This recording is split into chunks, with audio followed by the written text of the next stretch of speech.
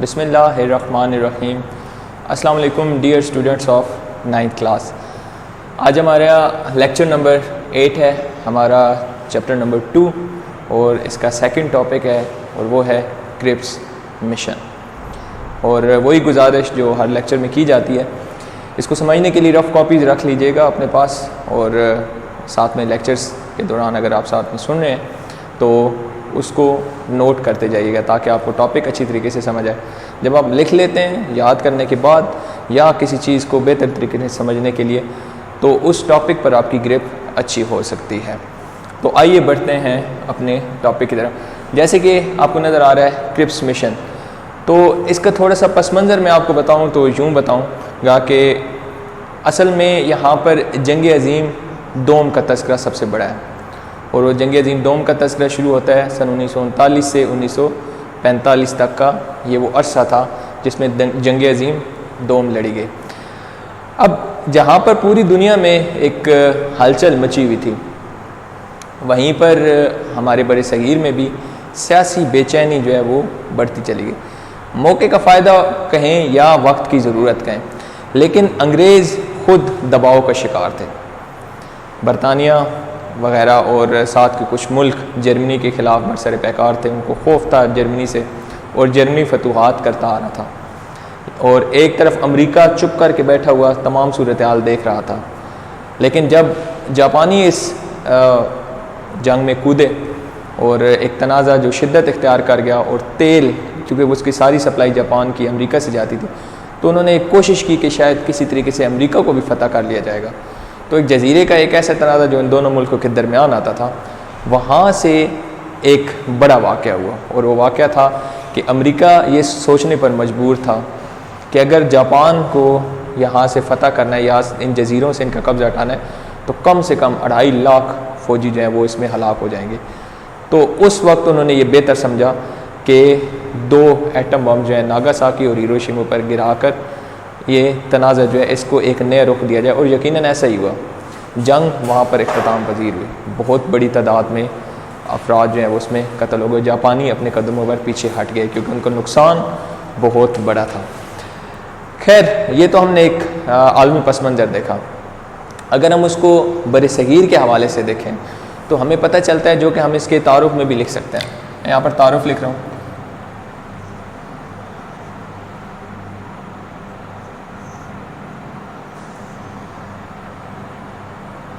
जंग अज़ीम दोम में ये खदशा हुआ कि जापानी बर सगीर में से बरतानिया वालों को निकाल देंगे। ऐसी सूरत हाल में गांधी ने हिंदुस्तान छोड़ दो की तहरीकें शुरू कर दी, यानी कि अंग्रेज़ों हिंदुस्तान को छोड़ दो। अब ये तहरीक उसने क्यों चलाई, इसके बड़ा ही वाज़ेह मकसद था कि अंग्रेज़ मुत्तहिदा सूरत में बर सगीर को जिस शक्ल में वो आए हैं उसी शक्ल में ही छोड़ कर चले गए। तो अक्सरियत किसके पास है? हिंदुओं के पास है। और जब अक्सरियत हिंदुओं के पास है तो यकीनी तौर पर इक़्तिदार किसके पास आएगा? हिंदुओं के पास आएगा। दूसरी तरफ मुसलमानों ने इस सूरत हाल को एक और नुक्ते नज़र से भांप लिया। खैर, वो हमारे करारदाद पाकिस्तान में पस मंज़र में हमने चीज़ें पिछले लेक्चर में वाज़ह कर दी थी कि चाहे वो हिंदू ज़नीयत हो, चाहे वो ज़ात पात का निज़ाम हो, चाहे वो फ़िरक़ावारियत हो, और चाहे हम देखें कि हमारे जो अकाबिरीन, हमारे कायदीन जिन्होंने तकसीम के हक़ में बात की, वो भांप चुके थे मुसलमानों के लिए अलग रियासत होनी चाहिए। तो उस दरमियान के अरसे में हमने जो लास्ट टॉपिक पढ़ा कि करारदाद पाकिस्तान 1940, तो सियासी मंजरनामा भी तब्दील होता चला गया। अब ये खदशा कि एक तरफ हिंदुस्तान छोड़ दो की तहरीक गांधी चला रहा है और दूसरी तरफ मुसलमानों ने 1940 में करारदाद पाकिस्तान तक मंजूर कर ली कि हमें अलग रियासत चाहिए। बरतानिया इस पूरी सूरत हाल को देखते हुए उसने एक मिशन बर सगीर भेजा कि कम से कम बाकी जो हालात तो चल रहे हैं, उस वक्त जापानियों का पलड़ा भारी था और यह खदशा भी बहुत बड़ा था कि बर सगीर की सूरत हाल को तो संभाला जाए। ये इलाका जो अपने कब्ज़े में लिया हुआ है, इस इलाके को कम से कम अपने कब्ज़े में रख लिया जाए। अब इस हवाले से अगर उन्होंने जो कदम लिया वो क्या था, उसको हम कहते हैं क्रिप्स मिशन। इसको क्रिप्स मिशन क्यों कहते हैं? सर स्टैफर्ड क्रिप्स की क़यादत में ये मिशन यहाँ पर आया। सर स्टैफर्ड क्रिप्स क्योंकि वो उनका नाम क्रिप्स था तो ये क्रिप्स मिशन इसी वजह से कहा जाता है। इस मिशन ने यानी कि आकर यहाँ पर मुज़ाकरात किए, बातचीत की मुख्तलिफ ग्रुपों से और कुछ अपनी तजावीज़ दी, यानी कि वो तजावीज़ वो पहले से प्री प्लान्ड थी और उन्होंने ये तजावीज़ इसलिए पेश की कि कम अज़ कम बरसगीर उनके हाथों से ना निकले। तो स्टैफर्ड क्रिप्स ने जो तजावीज़ पेश की वो मैं साथ साथ लिख रहा हूँ और उसको साथ साथ आपको वाज़ेह भी करता जाऊँगा। तो आइए चलते हैं इनकी तजावीज़ की तरफ।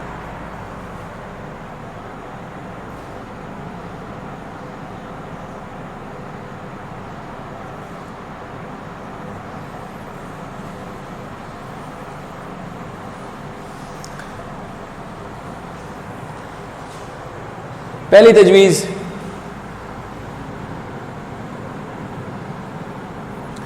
जंग के बाद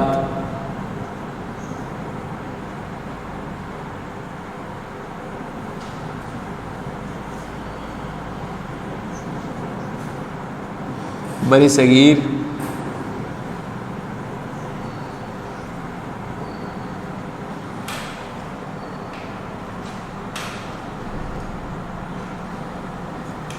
ताजे बरतानिया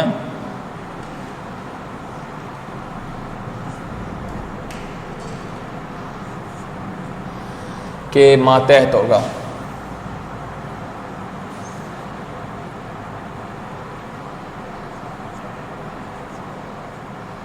इसको लिखा जाता है कि डोमिनियन का दर्जा दिया जाएगा, यानी कि ताजे बरतानिया के मातहत होगा बरसगीर जंग के बाद, जब भी ये जंग ख़त्म हुई। कौन सी जंग?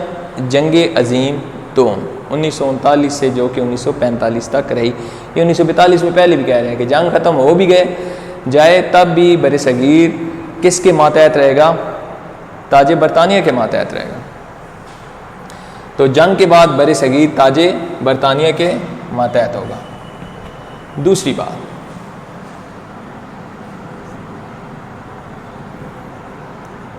दिफा यानी कि मुल्क की सिक्योरिटी, अमूर खारजा, हिंदुस्तान के जो मामलात इसके बाहर के ममालिक के साथ हैं, अमूर खारजा बाहर के अमूर, दिफा अमूर खारजा, मवासलात, ठीक है, दिफा अमूर खारजा, मवासलात, टेलीकम्युनिकेशन समेत तमाम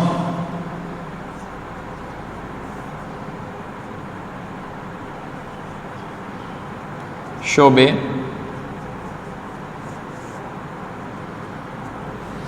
किसके सपोर्ट कर दिए जाएंगे?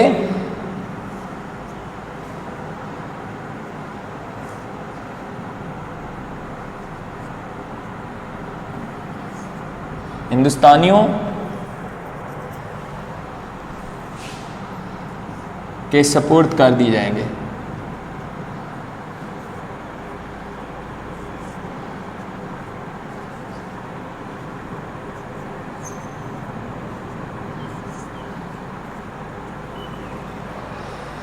यानी कि दिफा यानी कि बरसगीर के दिफा की बात हो, हिंदुस्तान को महफूज रखने यानी कि फ़ौज वगैरह, वो तमाम जो शोबे हैं दिफाई हवाले से वो भी हिंदुस्तानियों, हिंदुओं के नहीं, हिंदुस्तानियों के सपोर्ट कर दिए जाएंगे।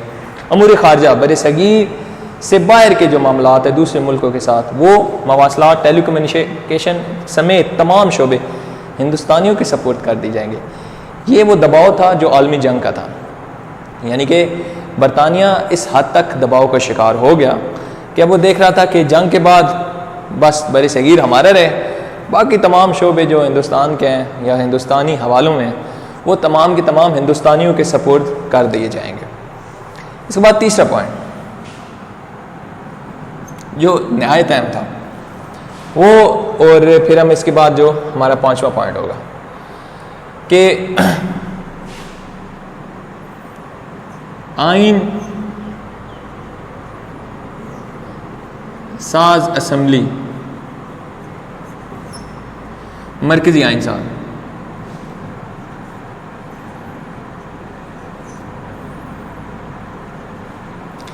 मरकजी आइन साज असम्बली कायम की जाएगी।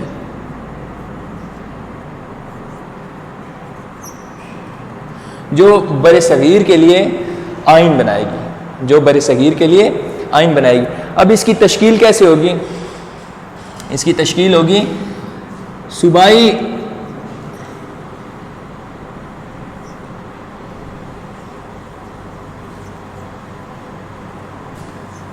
असम्बलियों के अरकान,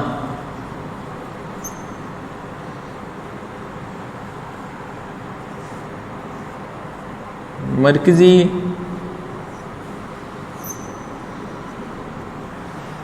आइन साज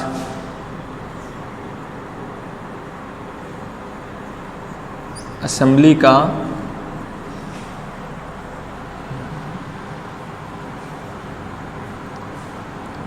इंतखाब करेंगे। मरकजी आइन साज असम्बली कायम की जाएगी, जो कि बर सगीर के लिए क्या बनाएगी? आइन बनाएगी। क्या बनाएगी? आइन बनाएगी। सूबाई असम्बलियों के अरकान वो लोग चुनेंगे जो मरकजी आइन साज असम्बली में बैठेंगे। अब मैं आपको इस नुक्ते की वजाहत किए देता हूँ। देखें, हमारे मुल्क में अभी तक 3 आइन आए, 1956, 1962, 1973। तो ये बात बड़ी वाज़ेह होनी चाहिए कि 1962 का आइन ख़त्म हो गया, 1956 का आइन वो भी ख़त्म हो गया, 1973 का आइन आज तक क्यों चल रहा है? वो इस वजह से क्योंकि 1973 के आइन में तमाम जमहूरी ताकतों ने मिलकर वो आइन बनाया था। अब जो भी बाद में पार्टियाँ निकली हैं, पीपल्स पार्टी हो, मुस्लिम लीग, काफ हो, नून हो, कुछ भी हो, जमात इस्लामी हो, उसके ग्रुप्स हों, PTI वगैरह, जो कुछ भी है, अगर उसकी आप शाखें देखें, वो कहीं ना कहीं लड़ियाँ पीछे जाकर उन लोगों के साथ मिलती हैं, क्योंकि उनके बड़ों ने ही ये आइन बनाया था, जिसको हम कहते हैं आइन 1973। तो आज कोई भी उसके ख़िलाफ़ आवाज़ नहीं उठाता, क्योंकि सबके बड़ों ने मुत्तहिद होकर ये आइन बनाया था। यहाँ पर भी यही बात है, हिंदुस्तानियों को एक प्लेटफॉर्म पे लाने के लिए, मुसलमानों को, हिंदुओं को ख़ास तौर पर, 2 बड़ी कौमें थी, इनको एक जगह पर रखने के लिए ज़रूरी था कि ये ख़ुद एक ऐसा कानून बनाए जो कि इन दोनों ने ख़ुद बनाया हो, ताकि बाद में वो ये ना कह सके कि हम पर तो दबाव था। तो कानून साजी का अमल सबसे अहम अमल था इसमें। तो सूबाई असम्बलियों के अरकान वो अरकान चुनने थे जिन्होंने आइन बनाना था। इसके बाद इसका चौथा पॉइंट,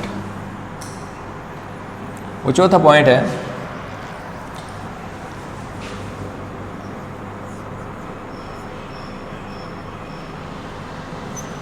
अक़लियतों के हकूक़ का तहफ़्फ़ुज़।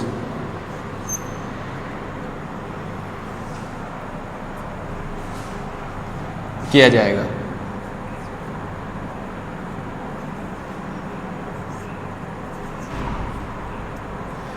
यानी कि 2 कौमें अगर बड़ी हैं तो उनके ज़रूरी नहीं है कि हर इलाके में एक जितनी तादाद हो, किसी में वो ज़्यादा होंगे, किसी में कम होंगे। तो जो कौम जिस इलाके में कम होगी उसके हकूक़ का तहफ़्फ़ुज़ मुमकिन किया जाए। यानी कि अगर जिस इलाके में हिंदू ज़्यादा हैं तो मुसलमान कम हैं, वहाँ पर उनके हकूक़ का ख्याल रखा जाए, और जिस इलाके में हिंदू कम हैं वहाँ पर उनका ख्याल रखा जाए। इसके बाद हमारे पास 5वां पॉइंट आता है, और बड़ा अहम पॉइंट, यानी कि ये वो पॉइंट था जो क्रिप्स मिशन को मुसलमानों ने पसंद किया, और उसकी पसंदीदगी भी इसी वजह से थी। वो ये था, अगर कोई सूबा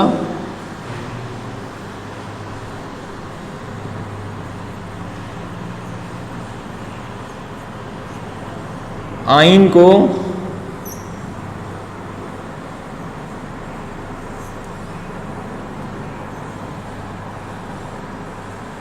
करता है तो वो अपनी आज़ाद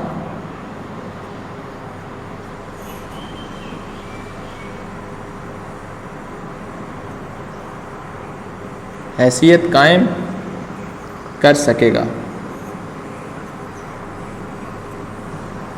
इस बात को मैं ज़रा वाज़ेह कर दूं कि जब आइन बन जाना था तो उसको हर सूबों के पास तौसीक के लिए भेजना था, मंजूरी के लिए।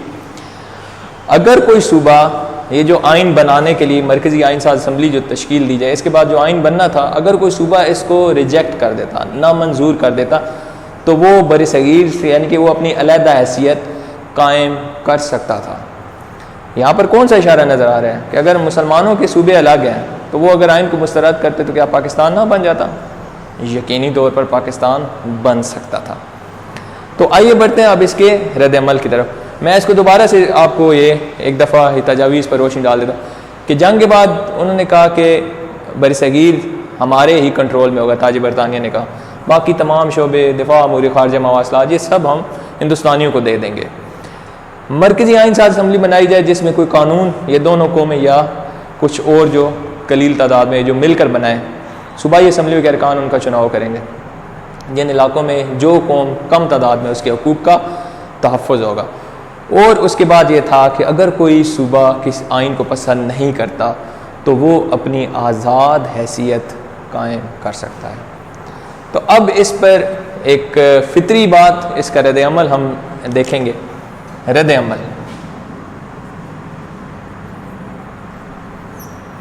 रद्द-ए-अमल में हम इसके पहले सबसे पहले रद्द-ए-अमल आएगा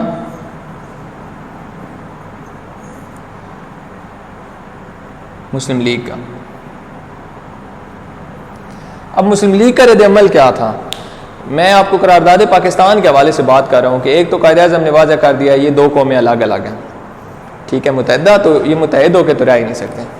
फिर बात की कि अगर हमने तकसीम की बात की है, कोई नई बात नहीं है, दुनिया में इससे पहले भी ये वाक़यात हो चुके हैं। आयरलैंड हो, चेकोस्लोवाकिया, स्पेन, पुर्तगाल वगैरह के हवाले दिए। फिर ये कहा कि ये बरसगीर एक मुल्क नहीं है, यहाँ पर मुख्तलिफ़ कौमें आबाद हैं, ये किसी एक कौम का मुल्क नहीं है, तो सब कौमों के मफादात अलग अलग हैं। अब यहाँ पर बात ज़हन में रखिए कि मुस्लिम लीग तकसीम के हक़ में थी।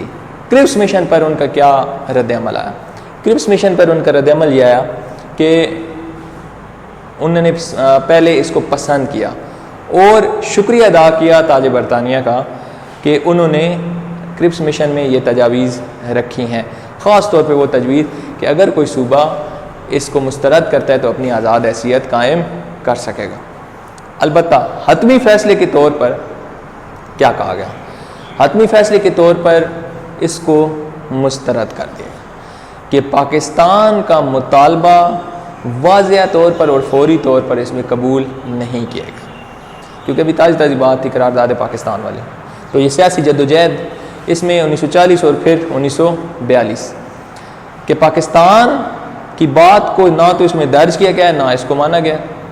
ठीक है, इशारा ज़रूर है कि अलहदा हैसियत सूबे कायम कर लेंगे, लेकिन वाज़ेह तौर पर पाकिस्तान का जिक्र या उसका नहीं माना गया कि अलग वतन होना चाहिए मुसलमानों का, तो हम ये तजावीज़ मुस्तरद करते हैं। यहाँ तक तो बात आ जाती है मुस्लिम लीग की।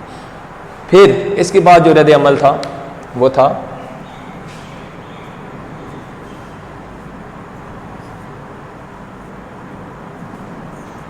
कांग्रेस।